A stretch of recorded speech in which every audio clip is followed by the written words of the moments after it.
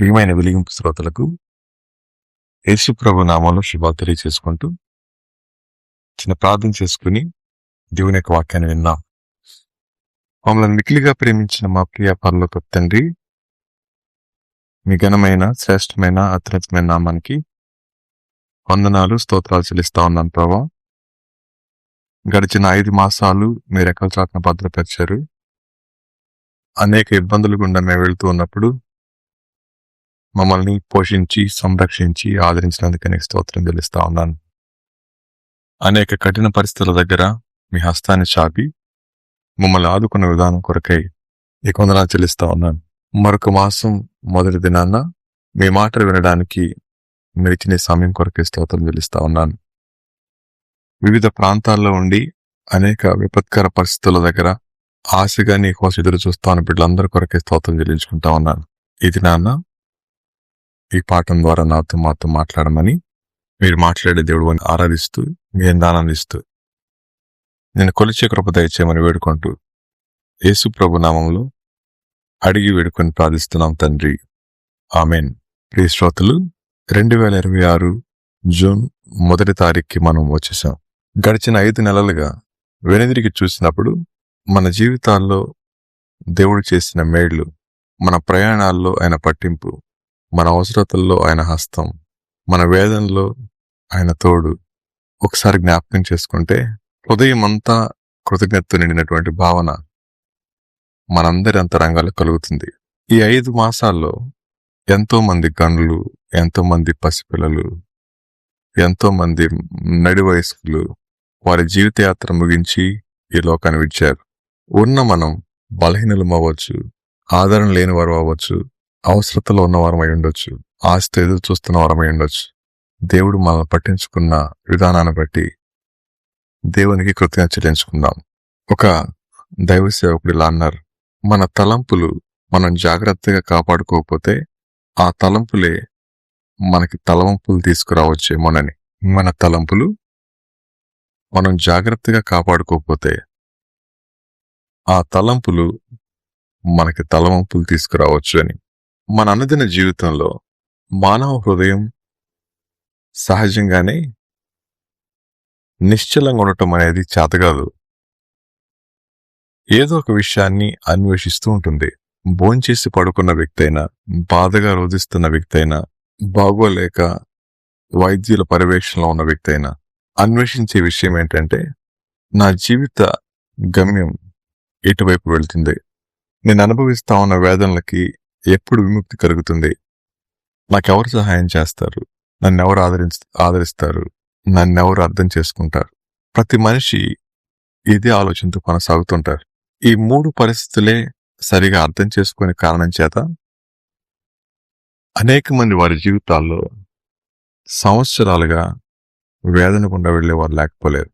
ప్రతి మానవ హృదయం తట్టినప్పుడు ఆ హృదయం పలికే మాట, నాకెవరు లేరు, నన్నెవరు ఆదరించరు, నన్నెవరు అర్థం చేసుకోరు అని.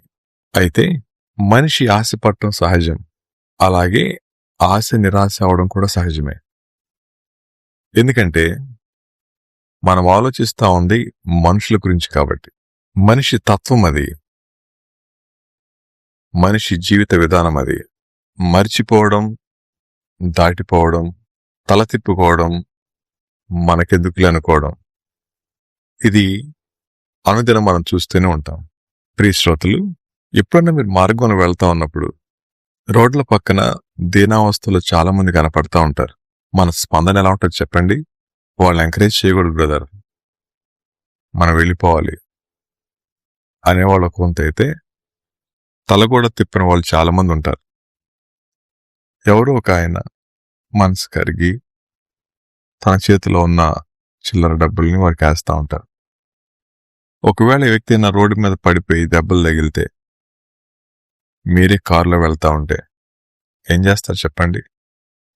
మనకెందుకు బ్రదర్, కేసు అవుతుంది, ఆయన అంత టైం లేదు అని వెళ్ళిపోతూ ఉంటారు. ఇక్కడ ఇటువంటి పరిస్థితుల్లో మానవుని యొక్క అన్వేషణ ఏంటండి అంటే, నా పరిస్థితుల్లో ఆగి నా మాట విని నన్ను అర్థం చేసుకొని నా అవసరం తీర్చగలిగిన వారు ఉంటే బాగుండు అనేది ప్రతి మానవుని యొక్క అన్వేషణ. ఇది డబ్బులు యాచించే వారి గురించి మాట్లాడడం లేదు. వారు ధనికులైనా, ఒకవేళ మధ్యతరగతి వారైనా ఇదే ఆశపడతా ఉంటారు. ఏదైనా ఒక హస్తం మనకి తోడు ఉంటే చాలు, మన పైకి లేవనెత్తితే చాలు అని. ఇలాంటి పరిస్థితుల్లో బైబిల్ గ్రంథం నుంచి ఒక వ్యక్తి యొక్క జీవితాన్ని ఈరోజు మనం ఆలోచించేద్దాం. లూకా సువార్త 18వ అధ్యాయం 35వ వచనం నుంచి కొన్ని మాటలు చదువుకుందాం. లూకా సువార్త 18వ అధ్యాయం 35వ వచనం నుంచి కొన్ని వచనాలు. ఆయన యెరికో పట్టణమునకు సమీపించినప్పుడు ఒక గ్రుడ్డివాడు త్రోవ పక్కన కూర్చుండి భిక్షమడు కొంచు ఉండెను. జనసమూహము దాటిపోవచ్చున్నట్లు వాడు చప్పుడు విని ఇది ఏమని అడుగగా, వారు నజరేయుడైన యేసు ఈ మార్గమున వెళ్ళుచున్నాడని వారితో చెప్పిరి. అప్పుడు వాడు, యేసు, దావీదు కుమారుడా, నన్ను కరుణించమని కేకలు వేయగా, ఓరకుండుమని ముందర నడుచుండు వారు వారిని గద్దించిరి గాని వాడు మరి ఎక్కువగా, దావీదు కుమారుడా, నన్ను కరుణించమని కేకలు వేశాను. అంతటా యేసు నిలిచి వాని తన యొద్దకు తీసుకొని రమ్మనెను. And Jesus stopped and commanded him to be brought to him, and when he came near, he asked him. వాడు దగ్గరకు వచ్చినప్పుడు ఆయన, నేను నీకేమి చేయగోరుచున్నావని అడగగా, వాడు, ప్రభువా, చూపు పొందగోరుచున్నాను నేను. What do you want me to do for you? He said. Lord, let me recover my sight. యేసు, చూపు పొందము, నీ విశ్వాసం నిన్ను స్వస్థపరిచినని వానితో చెప్పాను. And Jesus said to him, recover your sight. Your faith has made you well. వెంటనే వాడు చూపు పొంది దేవుని మహిమపరచుచు ఆయనను వెంబడించెను. ప్రజలందరూ అది చూచి దేవుని స్తోత్రము చేసిరి. And immediately he recovered his sight and followed him, glorifying God. And all the people, when they saw it, gave praise to God. ఇది చిన్న సందర్భం. అతను చాలా కాలంగా భౌతిక సంబంధమైన అంధత్వంతో ప్రజల మధ్య జీవిస్తూ ఉన్నాడు. అతని చూపు లేదు, కోల్పోయాడు. అతను అలవాటైన మనిషి వాళ్ళకి రోడ్డు పక్కన ఉన్నాడు, అరుస్తూ ఉంటాడు. అయితే ఆ సమయంలో భౌతికంగా చూపు లేదు, కానీ వినే శక్తిని కోల్పోలేదు. చప్పుడు వినబడింది, గుర్తించగలిగాడు. పక్కన వాళ్ళు ఇలా అడిగాడు, ఏంటా సౌండ్ అని. వాళ్ళు ఇలా చెప్పారు, యేసు అని ఆయన వెళ్తున్నాడయ్యా అని. ఇక ఏమాత్రం తడవ చేయకుండా వెంటనే బిగ్గరగా అరిచాడు. అందరూ సముదాయించారు, ఏయ్, ఎందుకలా అరుస్తావు, తప్పు కదా అని. అతను ఆపలేదు, అరుస్తూనే ఉన్నాడు. వెంటనే ఒక అద్భుతం జరిగింది. ఏంటి అనంటే, యేసయ్య ఆగాడు. యేసయ్య వాడిని చూశారు. యేసయ్య దగ్గరికి తీసుకురమ్మన్నారు. సో వచ్చిన తర్వాత డిస్కషన్ ఏం లేదు, ఏం కావాలి నీకు అన్నమాట. అతను కూడా ఏం అనవసరమైన మాటలు చెప్పలేదు, నా చూపు కావాలి, సరే తీసుకుని వెళ్ళిపో, వచ్చేసిన చూపు. వెంటనే ఆ వ్యక్తి చేసిన పని, ఆ వ్యక్తి చూపు పొంది ఆయన దేవునికి థ్యాంక్స్ చెప్పి యేసు ప్రభు వారిని వెంబడించాడు. పొందుకొని పారిపోయిన వాడు కాదు ఈ వ్యక్తి. యథార్థంగా అన్వేషించే వ్యక్తి పొందుకొని వెంబడిస్తాడే కానీ పొందుకొని జారిపోయేవాడు కాదు. ప్రియ శ్రోతలు, భౌతిక సంబంధమైన అంధత్వం ఎంత కఠినంగా ఉంటుందో.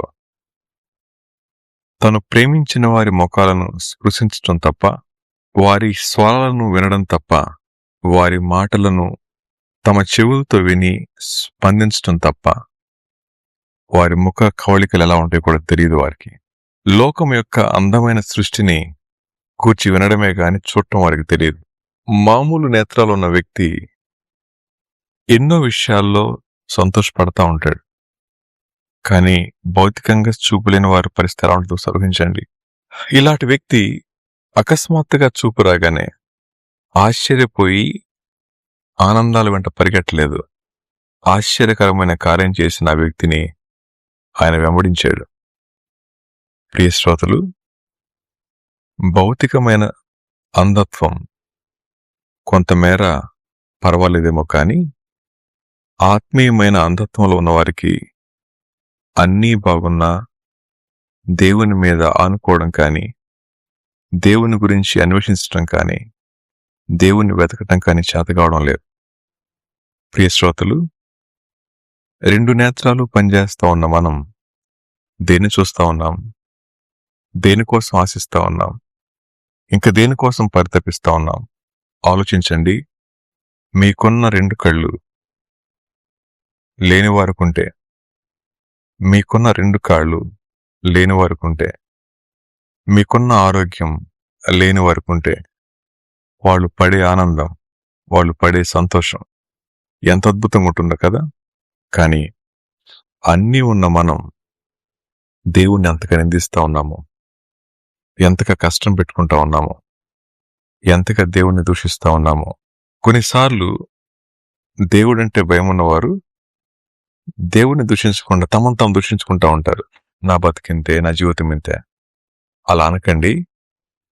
దేవుడు ఏ విషయాన్ని మన జీవితాల్లో అనుమతించినా అది మన క్షేమం కోసమే అన్న వాక్యం బైబిల్ చెప్తా ఉంది. దేవుడు భర్తిమయ్య అనే వ్యక్తి యొక్క జీవితంలో చేసిన అద్భుతమైన కార్యం నేటి ప్రపంచానికి ఎంతో ఆశ్చర్యకరమైన విషయం మాత్రమే కాదు, ఆచరణీయమైనటువంటి ఒక అద్భుతం కూడా. అది ఎవరు వెతుకుతారో వారికి దొరుకుతాడు, ఎవరు తడతారో వారికి తీస్తాడు, ఎవరు అడుగుతారో వారు పొందుకుంటారు. అయితే అడిగేది అనుమానించకుండా, అడిగేది అనాలోచితంగా కాకుండా యథార్థంగా ఉన్నది ఉన్నట్లు దేవునికి చెప్పగలిగితే అద్భుతం పొందుకోవడం మన వంతు అవుతుంది. శ్రోతలు, భర్తమైకి చూపు లేదు, మనకి ఆత్మీయమైన దృష్టి లేదు. మన అన్వేషణ చీకటి కోసమైతే ఆ చీకటి మనకి క్షేమకరమైంది కాదు. చీకటిలో ఉన్న భర్తమై వెలుగు కోసం అన్వేషించాడు, ఆ వెలుగును పొందుకున్నాడు. చూసిన మొదటి తడవులో ఎంత ఆనందం అనిపించాడు కదండి. ఆయన ప్రభువుని చూశాడు, ప్రభువునే వెంబడించాడు, దేవునికి థ్యాంక్స్ చెప్పాడు. మన జీవితాల్లో కలిగి ఉన్న వాటిని బట్టి సంతోషపడద్దు. కొరతను బట్టి ఆయనకు విన్నవించినప్పుడు మన అన్వేషణను అవసరమైన రీతిలో, అది మన క్షేమకరమైనదైతే అనుమతించి దాన్ని అభినందనీయంగా మార్చగలిగిన వాడు దేవుడు మాత్రమే. శ్రోతలు, ఇంతకీ మీ అన్వేషణ ఏంటి? దేనికోసం దిగులు పడతా ఉన్నారు? మీ దిగుల్ని భర్తిమైకి చెప్పండి. ఆయన అంటాడు, అమ్మా, మీకు 2 కళ్ళున్నాయి, దాటి వెళ్ళగలరు, ఇష్టమైన స్థానానికి వెళ్ళగలరు, ఏమైనా చేయగలరు. కానీ నాకు కళ్ళు లేవు, ఏమీ చేయలేను, ఆధారపడాల్సిందే నా జీవితం. అలాంటి నేను ఆయన్ని మొరపెట్టాను, ఆయన నా జీవితాన్ని మార్చారు. మీరు కూడా ఆయన మీకు దొరికే సమయంలో మీరు పిలవగలిగితే మీ జీవితాన్ని కూడా ఆయన తాకగలడు అనే సమాధానం చెప్తారు కదండి.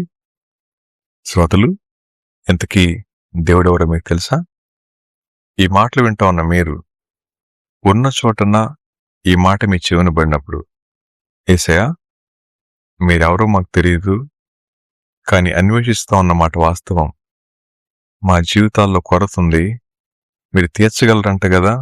భర్తమైన వ్యక్తి గురించి విన్నాను, నా ఆలోచన కూడా మీకు చెప్తున్నాను ప్రభా, మీకు ఇష్టమైతే తీర్చండి అని అడిగితే, అది మనకు అవసరమైతే, మనకు క్షేమమైతే ఆయన తప్పకుండా దయచేసి ఆయన నామాన్ని కనపరుచుకుంటారు. ఈ అన్వేషణ మన జీవితాల్లో పొందుకున్నప్పుడు మనం అనుభవించే ఆనందాన్ని ఎవరు ఆపలేరు. ఇలాంటి ఆనందం వింటున్న మా పిల్లల యొక్క శ్రోతల అంతరంగాల్లో కలగాలని ఆశిస్తూ, తిరిగి మరొక వారం మన కలుసుకున్న పర్యంతం దేవుడు మనందరికీ తోడేండునుగాక. ఆమేన్.